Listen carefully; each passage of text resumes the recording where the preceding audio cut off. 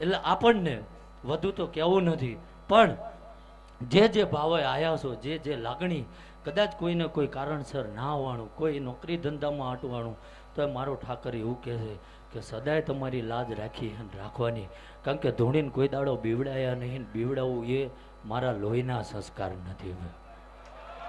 સમજ્યા?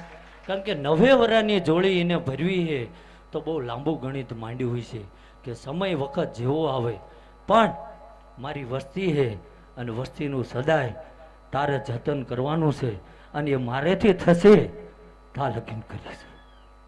એટલે હવનું સારું હું મારો રામ બોલે છે, હવની લાજ મારો ઠાકર રાખશે. ભોળોનાથ મારી કુળદેવી રાજી છે, અને બધાની મરજી છે. તો ચારેય બાજુ પાણી ભર્યું છે, આટલો બધો વરસાદ હતો, ઠાકરને એવું કીધું કે હદ વચ્ચે આદરીને ત્યાં વસ્ત્ર ખેંચ્યા, તો મને એટલું જ કીધું કે કદાચ હું તાગ લઉં છું, પણ તમારો વિશ્વાસ નહીં ડગે ને તો કોઈ દાડો હવનમાં હાડકા પડવા નહીં દઉં. અને એ લાજ રાખી છે મારો ઠાકર કાયમ રાખશે. જગતના ચમત્કાર બતાવવાના, પરચા બતાવવાની વાત નથી, જાહેરમાં કહું છું કે 1 વર્ષથી બેઠક નથી કરતો, પણ દાદા જો તમે મનની અરજી મૂકીને જાઓ કામ કરતા હોય, મારે શું કામ ધૂણવું છે ભાઈ?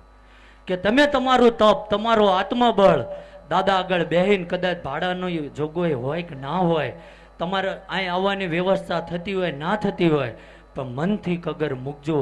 અને મારો ઠાકર જો 21મા દાડે વેળા ફેરવવાનું ચાલુ કરે ને તો માનજો કે આપણી અરજી પહોંચી જાય છે ભાઈ. બાકી મંદિરે હળિયું કાઢી જવાથી કંઈ થતું નથી ભાઈ. પરમાત્માનો દીવો મનમાં ઘણા નથી કહેતા હોતા, આ તો કહેવું નહોતું, પણ હવે આમ તો બપોર બધાને ટાઈમે જમાડ લીધા છે, દાદા બોલાવતા હોય કોઈ દી હું પાછું વળીને જોતો નથી. અને ઘણા ટાઈમે પછી વસ્તી આવી છે, કુટુંબે આવ્યું છે, ને બધા ભેગા થયા છે. એટલું જ કહું, ઘણા નથી કહેતા હોતા કે ભાઈ આ બધું હવન ને તલ ને બલ ને આવું નાખે કંઈ ભગવાનના પેટ ભરાવતા હોય, તો આવું ક્યાંય ઉલ્લેખ નથી. પણ મેં હમણાં દાદાને બેઠા બેઠા પૂછ્યું, દાદા શું? તો કે માણા તમે જો ઘરમાં ચોખા હોય, ઘઉં હોય, તો એને કંઈ મુઠ્ઠીઓ ભરીને બુકડા મારે ભૂખ જતી રહે, બની જાય છે. એમ આ દેવની સામગ્રી છે, અને આ અગ્નિની સાક્ષીએ તમે ભાવથી પીરસો ને એ ઉગી નીકળે છે, ને એ વાનગી તૈયાર થાય છે. જેવો ભાવ નાખો, કારણ કે ચોખા મુઠ્ઠી લો તો પુલાવે બને, ભાતે બને, ખીચડી બને, અને ધારો તો કોકના કપાળે લાગે, પણ એ આપણી ઉપર નિર્ભર છે કે આપણે શું બનવું. એટલે ધરતી ઉપર ભગવાને મોકલ્યા છે તો કંઈક સારા કામ કરીને જજો, ના થાય તો કોઈ મહેરબાની કરીને નડતા નહીં, એ મોટો ધર્મ જ છે ભાઈ. લે ભાઈ હવનું સારું આવું મારો ઠાકર બોલે છે. અને ગમે ત્યાં હવે હું કદાચ આવું કે મારે ગમે ત્યાં આવવાનું થાય, કોઈ દે એવું કોઈ કહેતા નહીં, કારણ કે 1 વર્ષથી હું કહું છું કે હવે મારે ધૂણવાનું નથી થતું. એટલે હવે કદાચ મારા ઠાકર આગળ જે પ્રતિજ્ઞા કરી છે કે જો ધૂણવું નથી, ભજન કરી લેવું છે. જો તારા ખાતામાં પડ્યું હોય અને તારી ભાવનાથી જોડાયેલો હોય અને વાતે વીટળાઈ ગયો ને ગમે એટલા કિલોમીટરનો વાટો હોય અને તું ઘોડે પલાણ ના નાખ તો મારી ભુવાપણીમાં ફેર પડી જાય છે. એટલે હવનું સારું થશે ભાઈ. અને હજુ દાદાની મરજી છે તો આવા દાદાના આજ્ઞાથી, ભોળાનાથની મરજીથી આવા શુભ કાર્યો થશે. અને બ્રાહ્મણોએ જે કંઈ એમને આવડ્યું એ કાલાવાલા કર્યા, દેવને રાજી કર્યા, પણ બધાની કદાચ ઝીણી મોટી ભૂલ્યું હશે, પણ મારો ઠાકર એવું કહે છે કે બધાનું હસતા માટે હું લઈને જતો રહું છું. અને મને એને એટલું જ શીખવાડ્યું છે કે ગમે એટલું કડવું હોય નાભે પડી રાખજે, મોઢેથી કાયમ અમીના જ ઓટકાર કાઢજે, બાકી શું કરવું ને ચારે શું બનાવવું. આજ તમે જે માણો છો ને એ આ વગડો હતો 9 વર્ષ માર બોલ્યો હતો અને એ મારા ઠાકરે પાર પાડી દીધું, પણ હવે બોલવું નથી ને કરી બતાવવું છે. હવે અત્યાર લગીન તો બોલ્યો, કારણ કે આ એ ભાવના છે, બધાને કદર નહીં થાય ને વાંચીને કોઈ બોલતો નથી. અને મેં નક્કી કર્યું છે કે માયક ઝાલ્યા ભાઈ કોઈની માફી માંગવી પડે તેથી આ ધંધો બંધ કરી દેવાનો ભાઈ. કે મારો ઠાકર એવું કહે છે કે એક લાગણી, પ્રેમ, ભાષા એવી છે ભાઈ ગોવિંદભા, કે મૂંગો હોય, આંધળો હોય, બેરો હોય, એ સમજી શકે છે. એ મને એમ જ કહે છે કે તું એ લાગણીની ભાષા રાખજે, શું નાભે પડ્યું છે એ બધું હું સમજી શકું છું, બધું પાર પાડી દઈશ ભાઈ. અને મારો ઠાકર પૂરું પાડી દેશે.